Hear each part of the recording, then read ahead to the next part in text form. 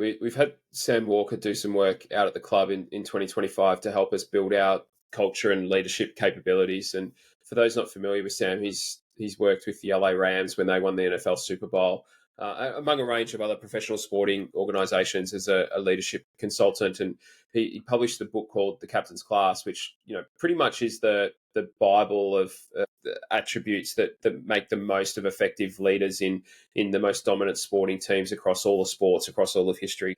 What's evidently clear from his analysis is that the best player doesn't make the best captain. I think we've probably seen that with Zach. I think it probably weighed on Zach in the end and became a bit more of a burden than he would have expected or would have liked. And when I reflect back on the traits that he analysed, he identified sort of the 15 or 16 best sporting teams across history. And these were teams that were able to have long-term sustainable success at the top of their sport.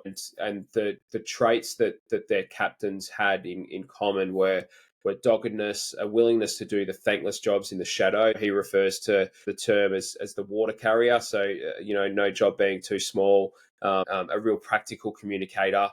Emotional control was really important. And that's not to say that the best leaders don't need to show emotion, but the right emotion at the right time is really important. And then having the courage to stand out as well was an attribute that was really highly valued in successful leaders of sporting teams. And the courage to stand out is in being comfortable in yourself and the way that you go about things, not trying to be somebody else or conforming to a preconception of what a captain needs to look like. And I think Andy has all of those attributes and more in spades.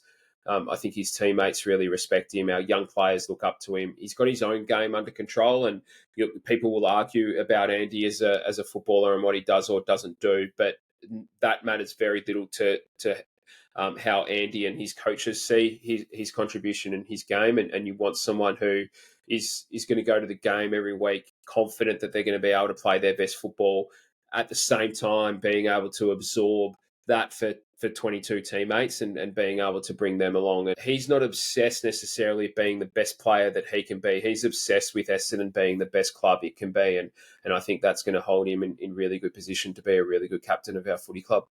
Yeah, indeed.